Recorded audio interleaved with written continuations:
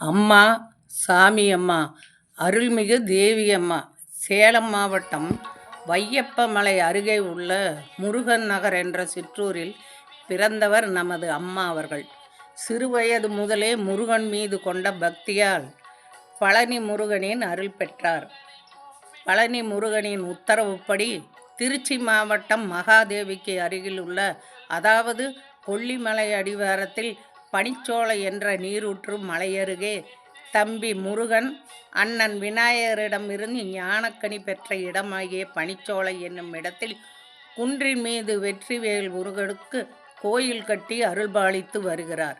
இவருடைய அன்பானது சாதி மதம் இனம் கடந்தது. முருக பக்தியே முதலானது. இத்திருத்தலம் முருகப் பெருமானின் 8வது படைவீடு கூட என மக்கள் போற்றுகிறார்கள். இங்கு கந்த சஷ்டி, பங்குனி உத்திரம், தைப்பூசம், சித்திரை கனி போன்ற நாட்களில் ஆராதனை பூஜைகள் நடைபெறுகின்றன. அன்றைய தினம் ஏராளமான பக்தர்கள் பக்தி பரவசத்துடன் கலந்து கொள்கிறார்கள்.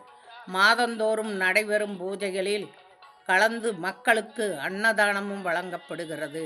இங்கு வரும் பக்தர்கள் பொதுமக்கள் இறைவன் அருள் பெற்று செல்கிறார்கள். முருகன் அடிமையான சரஸ்வதி அம்மா இன்று மக்களால் சாமி அம்மா என்று அழைக்கப்படுகிறார்கள். இவர் பனிச்சோலையிலே முருகன் கோயிலிலே தங்கியிருந்து அருளாசி வழங்கி வருகிறார். இறையன்பர்கள் ஒரு முறையாவது அங்கு சென்று முருகனை வழிபட்டால் வாழ்வில் நலமும் வளமும் பெறலாம் என்பது முருகனின் அருளாசியாகும். சாமி அம்மையே போற்றி, சக்தி முருகனே போற்றி, வேல் முருகனே போற்றி.